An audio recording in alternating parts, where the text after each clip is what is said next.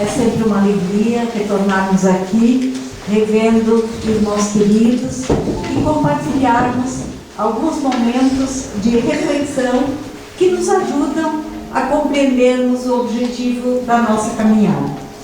Então, quando o tema foi escolhido, a gente sempre lembra assim, que orgulho e vaidade, que não são recomendados por Jesus, não é aquele orgulho de um trabalho bem feito, aquilo que nos dá a alegria de uma conquista, de uma realização, de um filho que passou no vestibular, que nos enche de orgulho. Esse orgulho é bom.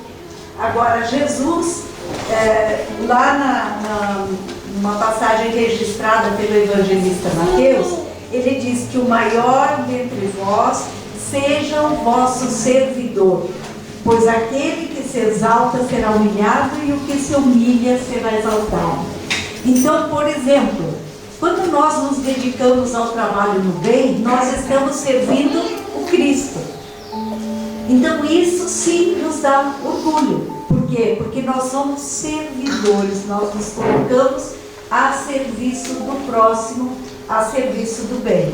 Então, quando Jesus nos chama a atenção para o cuidado que nós devemos ter, é aquele orgulho que nos coloca acima dos outros. Quando a gente se acha especial, ou quando nós não percebemos o irmão que está ali, independente do seu credo, das suas possibilidades financeiras, da casa onde ele habita, mas reconhecemos todos como irmãos. Então, isso seria aquilo que é recomendado pelo Cristo.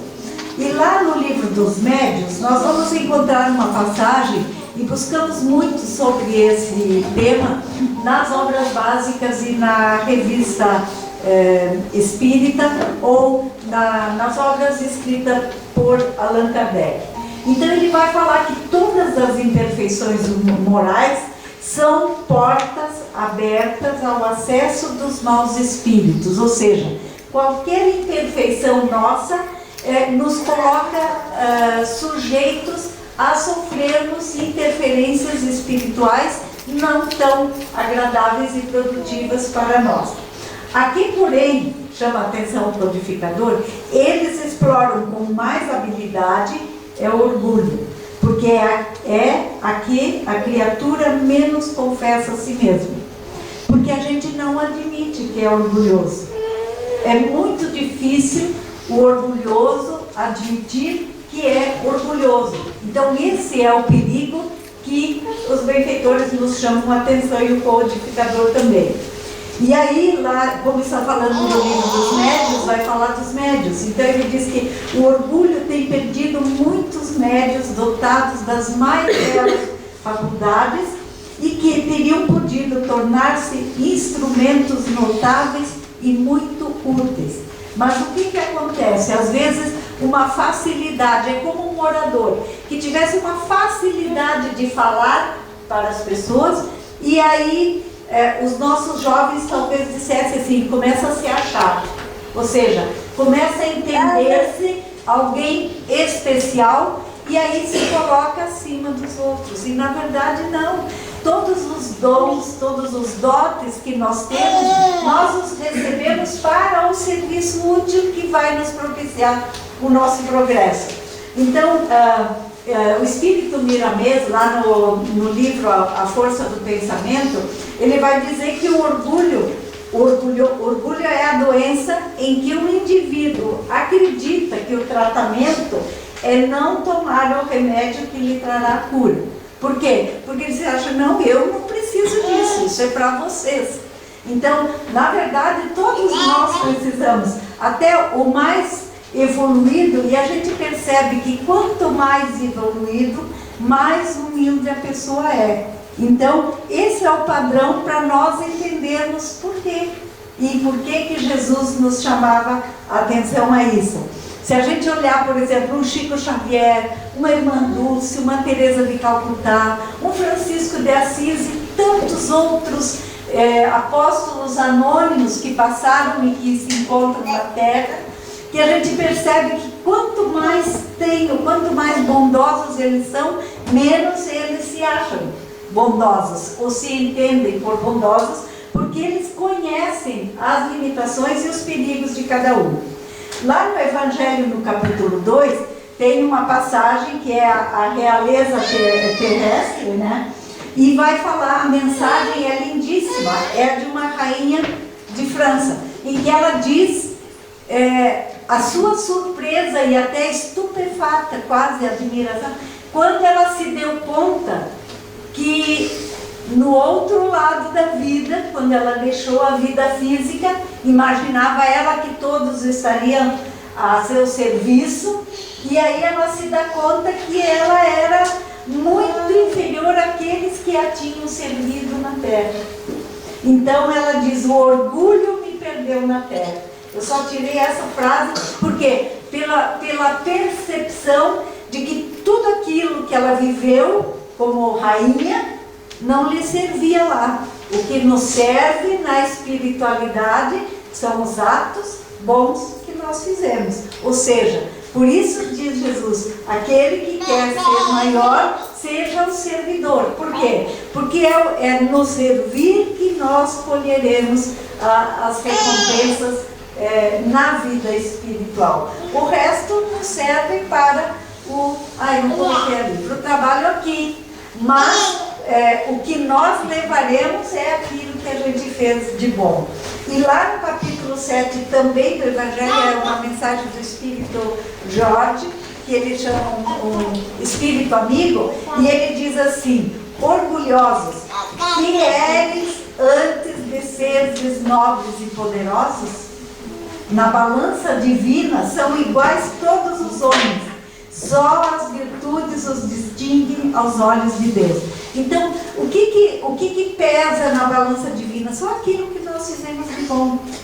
E se hoje, por exemplo, numa encarnação nós temos lá um título, um cargo, uma função respeitável, todas elas são, né? Todas as funções são respeitáveis, mas algo que nos distingue hierarquicamente na sociedade,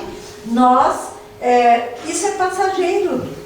Isso é passageiro, porque pode ser que, se eu não souber me conduzir dignamente, utilizando aquela função, aquele poder que eu fui investida na Terra, se eu não souber utilizá-lo a serviço do bem, possivelmente eu retorne como talvez uma mendiga. Eu sempre vou abrir um parênteses aqui. Eu lembro do nosso querido Raul Teixeira, que oportunamente nos comentava, que um certo dia ele estava na cidade de Niterói e havia combinado com um amigo, porque precisavam conversar algumas coisas, almoçarem juntos. E ele se dirigia do seu trabalho para o restaurante, que era muito próximo dali, e viu ali um mendigo que sempre estava, que ele já tinha visto ali naquela rua, mas impressionou muito a ele, aquele mendigo pedindo algum donativo, uma esmola. E aí ele foi para o restaurante, encontrou o amigo, mas aquela figura do mendigo ficou marcada nele. E ele não conseguia almoçar. E o amigo disse, mas o que aconteceu? Ele disse, olha, eu fiquei muito impressionado, contou ao amigo. E aí ele disse que sentiu uma presença, né, do benfeitor, que disse a ele, olhe quem é esse, sabes quem é esse homem? Esse espírito reencarnado? Observe quando você retornar o nome da rua, que foi o nome dele em outra encarnação. Então, ele só pede esmolas nessa rua. E a rua trazia o nome dele numa encarnação anterior. Ou seja, naquela encarnação ele tinha a opulência e nunca se lembrou dos outros. E pediu para retornar com muita carência e acabou pedindo esmola na rua. Então, olha como é relativo. E essa passagem do Evangelho nos diz assim claramente a importância de nós atentarmos para o que nós vamos fazer. Nós somos todos iguais, gente. Não importa se eu estou bem vestido, mal vestido, etc. Nós vamos falar da vaidade. Então, claro que o cuidado pessoal, ele é importante. Porque a gente não gosta de chegar perto de alguém que traga, às vezes não chegue tão bem, etc. Então, esses cuidados, mas nós somos todos iguais. Se a pessoa não teve oportunidade de tomar banho naquele dia, talvez haja um problema para isso. Então, mas o cuidado é necessário, mas como nós nos portamos e como nós nos distinguimos. E há um aspecto importante que eu gostaria de lembrar, que no movimento espírita, nas direções das casas espíritas, a gente vai perceber o cuidado e a atenção do codificador quando ele sugere a estrutura dos dirigentes do movimento espírita. Porque o que acontece? Num determinado momento, nós estamos presidente de uma casa, presidente da União Municipal Espírita, presidente do Conselho Regional, e daí, no mandato depois, nós somos trabalhadores, eu digo rasos, né? Com as nossas responsabilidades, que são de qualquer momento, e eu considero isso, assim, uma coisa muito importante, porque nós vamos treinando para, ora, termos né, um cargo, porque representativamente, a gente vai, claro, o presidente da casa, da União, do Conselho, da Federação, ele momentaneamente aparece como o representante do movimento, mas ali passou o mandato, às vezes ele é apenas um trabalhador, como qualquer um de nós.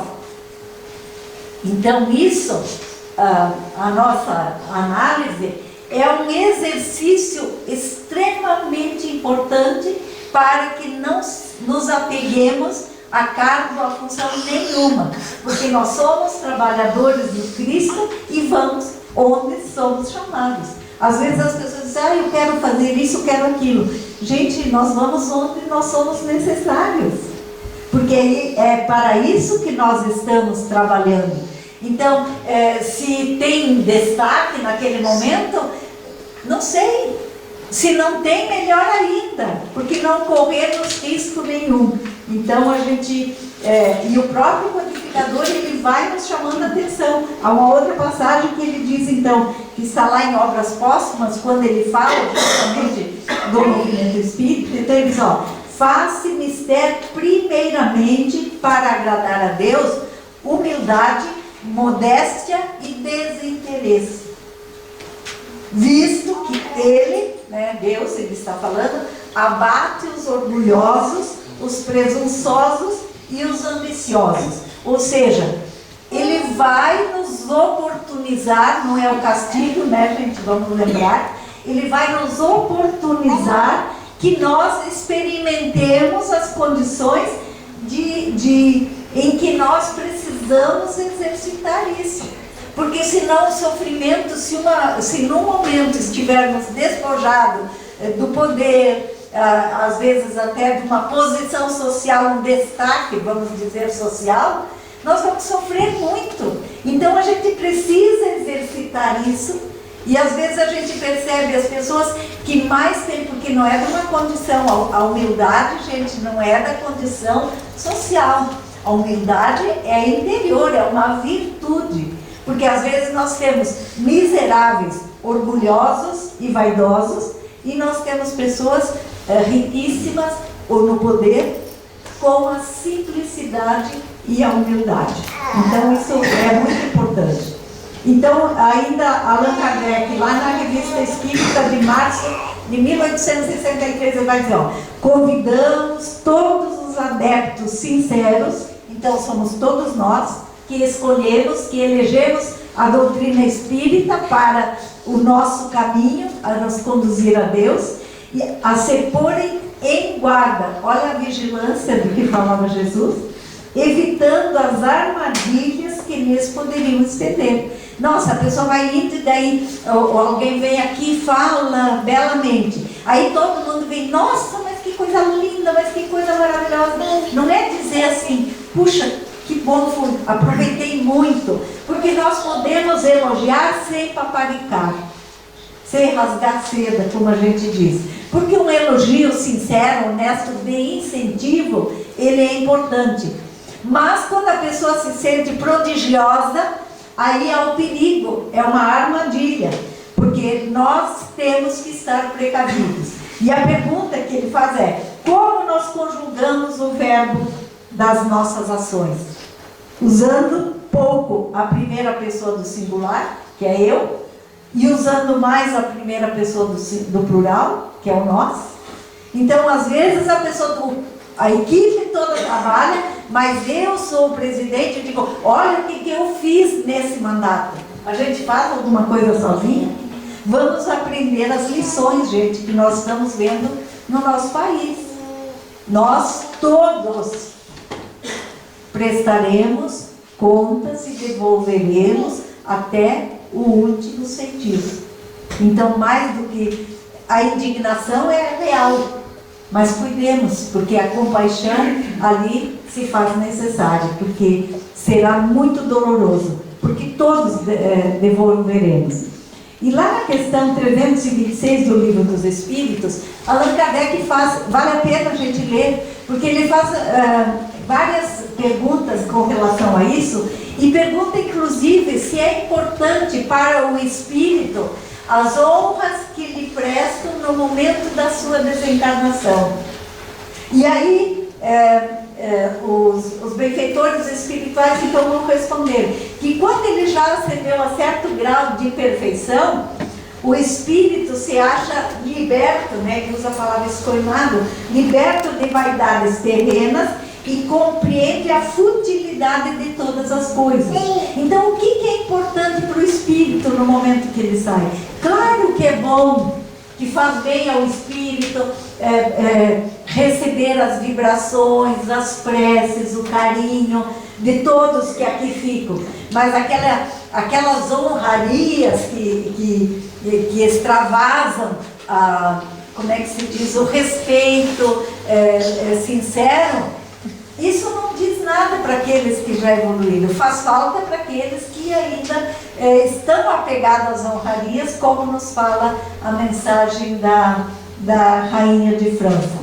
Então ele diz assim, a Bezerra de Menezes, quando questionado, e ele diz o seguinte, olha a importância desse depoimento, eu acho fantástico, porque ele diz, abrir mão dos bens materiais, porque ele era considerado o médico dos pobres, porque alguém chegava, lembra na história dele, até o seu anel de formatura, ele deu para alguém que precisava comprar os remédios e não tinha, e ele de vez em quando já aconteceu ele subir no bonde, era o bonde naquela época no Rio de Janeiro, para ir para sua casa e perceber que ele não tinha dinheiro, descer porque ele não tinha dinheiro para pagar o bonde, porque o que ele tinha ele compartilhava.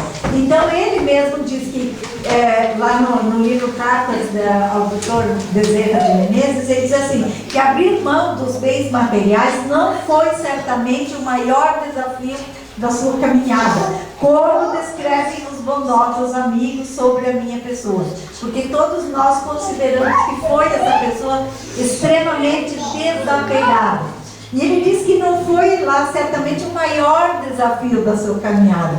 A maior das tarefas foi aprender a dominar a vaidade interior, sair das armadilhas do poder. Por quê? Porque ele era adorado, porque ele era amado pelas pessoas, porque ele ajudava muitas criaturas.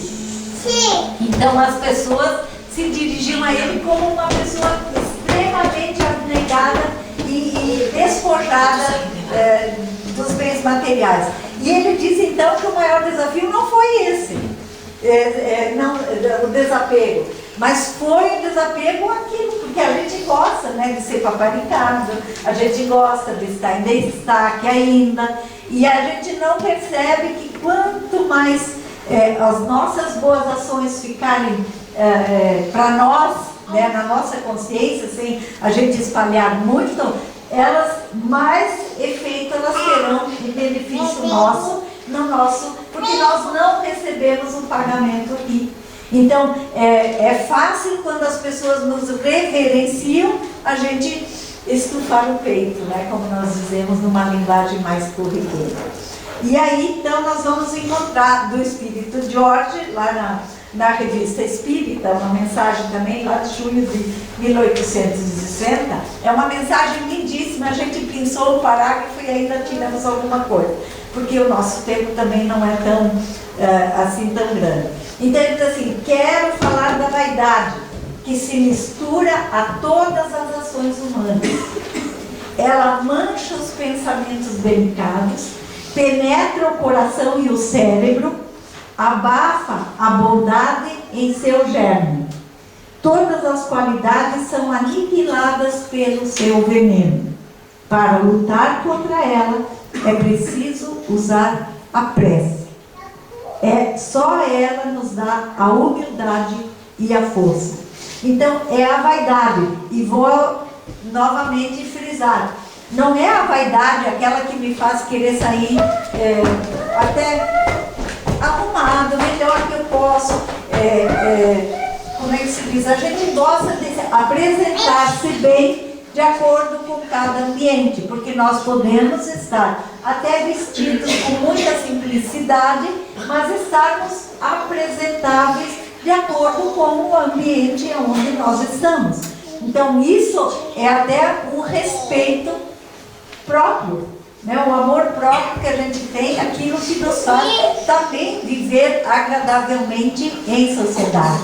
Então não é disso, aqui está falando aquela vaidade que envenena, que penetra o coração e o cérebro, que toma conta de nós e nós nem percebemos às vezes os papéis ridículos que nós fazemos.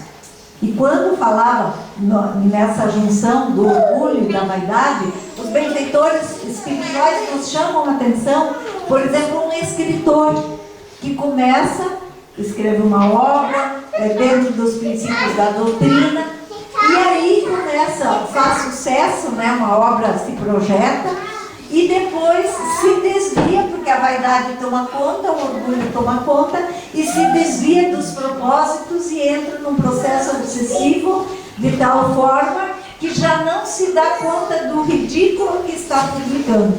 Então, às vezes, nós pegamos obras que são dignas da nossa compaixão e que os autores apresentam como obras psicografadas, obras escritas. São psicografadas, sim, mas ditadas por que espíritos? Por quais? Aqueles que querem o nosso bem, que querem a divulgação, ou aqueles que se aproveitam da nossa invigilância, da nossa vaidade, do nosso orgulho e nos colocam em situações até dolorosas, muitas vezes perante os nossos amigos, perante a sociedade e perante a doutrina, que é o mais importante. E então a gente vai perceber assim, como é que se apresenta a vaidade? Ela se apresenta de muitas formas, né? Sutil, traiçoeira, ou seja, a pessoa não acha que é vaidosa. Ah, não, eu preciso me apresentar bem, mas eu não preciso me apresentar como um pinheirinho de Natal, né? Cheio de... que eu me mexo, balanço os penduricalhos que a gente sai, que a gente traz. Então, como é que eu me apresento? Eu posso me apresentar bem com a simplicidade. Ou então eu preciso ter o carro mais ostensivo, eu preciso ter a melhor casa. Se o vizinho comprou um tapete, pelo amor de Deus, na semana que vem eu tenho um tapete, senão eu vou entrar em crise de depressão. Então, são essas coisas que termos aquilo que nos faz bem. Isso também, a gente gosta de ter o nosso lar limpinho, arejado, apresentável, da melhor forma que nós podemos dispor. Agora, a gente percebe que muitas vezes as pessoas, pelo orgulho, pela vaidade, se enterram e depois passam o ano inteiro tentando se manter em pé em função das dívidas contraídas, justamente porque não sabem o seu limite, ou porque se deixam levar pela vaidade e pelo orgulho. Então, assim, lá no livro Florações Evangélicas, o espírito Joana de Ângeles, pela psicografia de Divaldo Pereira Franco, diz assim, que a vaidade expressa-se, ali nós falamos que ela é multifacetal, ou seja, ela se apresenta de todas as formas, mas ela se apresenta na condição de melindre, e que, como a alma gêmea do orgulho, diz a benfeitora, o orgulho que é filho especial do egoísmo, inimigo de toda a construção moral do homem. E o que é o melindre? O melindre é aquilo que, se você me olhar meio assim, a fulana já me olhou atravessado. Ou se eu disser alguma palavra, alguma orientação, a pessoa já fica chateada, já fica magoada. E isso não é só na casa espírita, mas acontece também na casa espírita. Mas na casa espírita? Mas o espírita, ele não está lutando pela sua perfeição? Ele está. É por isso que ele está na casa espírita. Porque se ele já tivesse conquistado, ele talvez nem precisasse.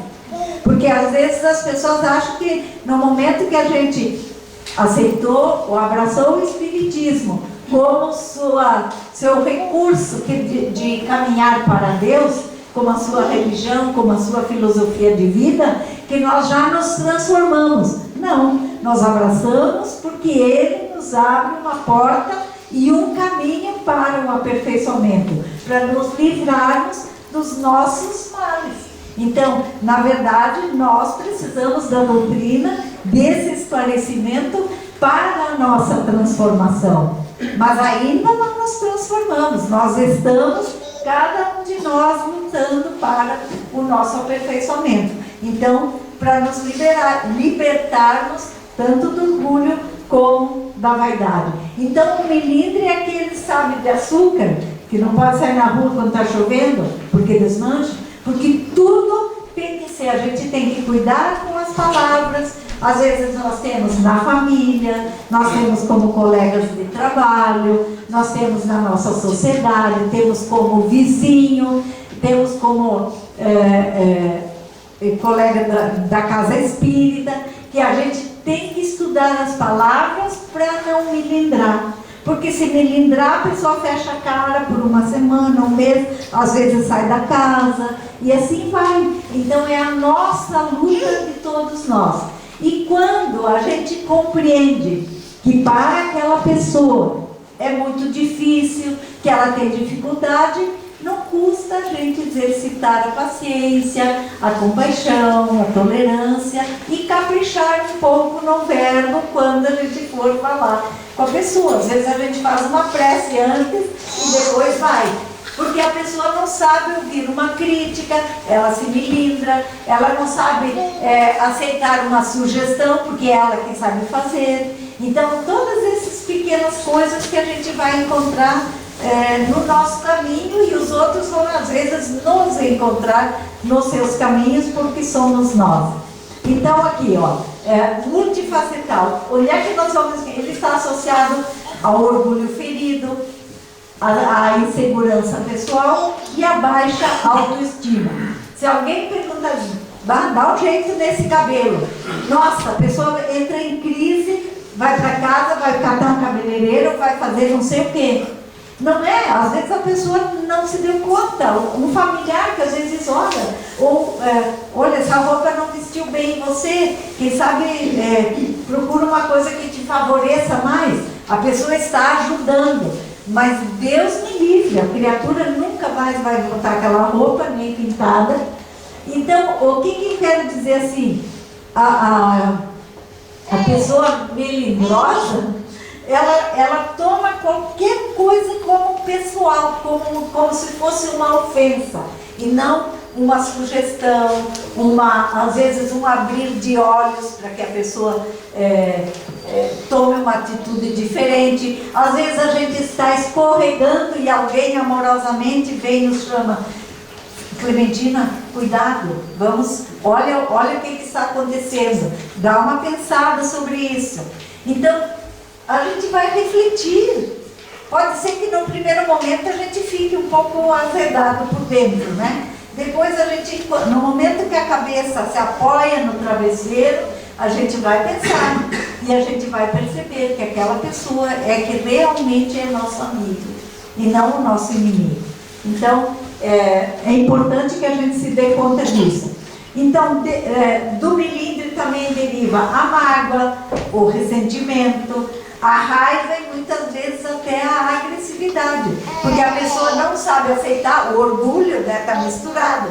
Vocês notam que o orgulho e a vaidade estão muito próximos. Então a pessoa, em vez de aceitar ou refletir, porque às vezes a pessoa que vem nos dizer, ou que faz uma crítica, uma observação, ela também não faz pelo bem. Então o que nós precisamos? Analisar, avaliar com serenidade, e se tiver valor, vamos tentar mudar. E se não, a gente vai em frente. É a vaidade em contraponto-se com o bem geral. Então cabe, a gente não precisa revidar. Fecha a boquinha, reflete, analisa. Não, mas a pessoa não tem razão. Melhor. Gente, não é melhor a gente estar certo do que ter razão? Mas só que o orgulhoso e o vaidoso não aceitam isso. Então nós estamos mais propícios aos milímetros. Quando a gente está mais sensível, fragilizado. Então pode ser num momento de estresse. Às vezes nós estamos passando por problemas familiares. Então qualquer coisa que a pessoa diga, a gente reage com mais vigor. Às vezes é uma separação conjugal, que é um momento muito doloroso, um desemprego, então a autoestima fica baixa, qualquer coisa pode, uma frustração que a gente tenha. Então quando nós estamos mais fragilizados, a tendência é que qualquer palavrinha nos atinja mais. Se a gente está mais fortalecido, a gente às vezes nem dá bola e segue em frente. Mas o que a gente precisa então? A gente precisa se fortalecer emocionalmente e espiritualmente. Isso é essencial para que nós não sucumbirmos diante de uma dificuldade dessas. Então, os desafios, eles exigem de nós uma força moral, seja em que área for. E como é que a gente se prepara? Onde é que a gente adquire essa força?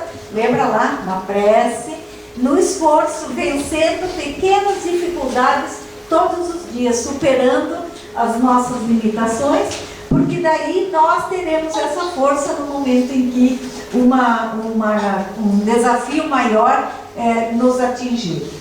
E diante daqueles que nós percebemos, então, orgulhosos, vaidosos, etc., que a gente percebe que tem que ir com todo o tato, lembrando da indulgência. O Evangelho nos recomenda a indulgência por quê? Porque todos nós, em algum momento, precisamos da indulgência do outro. Nós também falhamos, nós também caímos, nós também falamos coisas que nos arrependemos depois e gostaríamos de não ter dito. Então, todos nós precisamos da indulgência. Como nós vamos precisar, seja agora ou depois, é importante que a gente já exercite com o próximo. Porque daí, puxa, ela foi tão indulgente naquele dia comigo, agora eu preciso dar uma força. A gente vai tendo a reciprocidade quando a gente soube fazer isso. Então, a responsabilidade de enfrentarmos esses sentimentos em nós, porque a gente cobra dos outros, né? A humildade, a serenidade, mas nós precisamos exercitar em nós, principalmente, tudo aquilo que nós cobramos ou exigimos dos outros. Então, lembrando também que a indulgência, quando a gente fala, e o Evangelho fala muito na indulgência, a indulgência não é sinônimo de inoperância diante do erro. Ou seja, eu vejo que a pessoa está agindo errado, mas coitada, deixa ela. Não. Se isso vai afetar o nosso trabalho, vai afetar o trabalho da casa espírita, vai afetar a harmonia da família, eu posso ir ter com essa pessoa e auxiliar. Mas o que é o mais importante? Porque eu não posso compactuar com o erro. Então, ter indulgência não é achar que está tudo certo, que se o outro está fazendo errado e isso está afetando, seja lá o que for, se é a família, se é a casa espírita, se é a doutrina. É a forma como nós vamos abordar. É a forma como nós vamos ter com essa pessoa. É que precisa estar fundamentado. Então, é a pessoa que precisa da nossa indulgência, não é o erro. Nós não temos que concordar com o erro, porque ele sempre será com o erro. Mas como é que nós tratamos a pessoa que está errando? É assim, quando nós erramos, nós gostaríamos que as pessoas nos compreendessem. Nós sempre temos uma justificativa pessoal para o nosso erro. Ah, mas eu fiz foi no momento de pressa, ou no momento de angústia, ou no momento sem pensar, não tem. Então a gente quer a compreensão dos outros, nós precisamos. Então, se nós precisamos apontar um erro, vamos fazer aquilo que diz o Evangelho, chamar de ladinho, falar diretamente com a pessoa. Então, sabermos isso. E para nós, então, se nós temos que atacar isso em nós, quais são os sinais? Quando a pessoa se isola, quando a gente não quer saber dos outros, quando a pessoa se acha sempre desconsiderado, ninguém me deu importância, ninguém valorizou o que eu fiz. Às vezes as pessoas nem viram, porque nós somos distraídos, nós temos 1001 atividades, às vezes na pressa a pessoa nem notou. É comum, às vezes, no casal, a mulher cortou o cabelo, trocou a roupa e tudo. Eu digo, boa noite, não sei o quê. Nem percebeu. Por quê? Porque não é observador. Não é porque me desconsiderou. É porque a pessoa não viu. Vai ter uma hora que a pessoa vai notar. Então, ou chama atenção. Ó, tô aqui, ó. Olha pra mim. Mas não é a pessoa se sentir ofendida porque o outro entrou e não viu. Então, às vezes acontece, ou o marido faz alguma coisa, ou alguém faz, o filho preparou alguma coisa, os pais não se deram conta. E assim vai, qualquer um de nós estamos sujeitos a situações como essa. A pessoa reclama sempre de falta de auxílio, de não sei quem, é orgulho. Faça a sua parte, convide as pessoas em vez de reclamar. Vocês já perceberam que surte muito mais efeito? Quando a gente diz, mas ninguém ajuda, mas não sei o quê. Gente, estou precisando de criaturas de boa vontade, com conhecimento, com prática, que saibam me ajudar a fazer isso. A gente vai dizendo, me ajuda a pensar. O pessoal diz que treme quando eu digo, me ajuda a pensar, porque vem bomba. Não, a gente quer que as pessoas ajudem a achar uma solução. Então, se a gente convida e envolve, fica mais. Às vezes, então, se a gente começa a se sentir sempre humilhado, ai, me humilhou, fez não sei o quê, às vezes não foi nada disso, mas a pessoa toma para si. Então, é a vaidade que está ali, é o orgulho que está se sobressaindo. Ou a suspeita de deslealdade. Sempre tem alguém perguntando alguma coisa, né, me preparando uma. Então, são sinais de que a gente precisa parar e observar como a gente está interiormente. E uma coisa importante, gente, nós só modificamos as nossas atitudes quando nós compreendemos a necessidade de fazer. E percebemos nessa mudança um benefício. A gente não muda se a gente não perceber um benefício na mudança. Alguém fez algum dia uma dieta sem achar que teria um benefício fazendo a dieta? Privando-se de uma série de... A gente não faz. Então, a gente precisa descobrir o benefício para a mudança que nós temos que implementar em nossos corações, em nós mesmos. Então, vamos lembrar, assim, encerrando, que Deus é a fonte da vida, gente. Deus é o nosso Criador, que nos dá todas as condições para vencermos todas as dificuldades que se apresentam nessa nossa encarnação.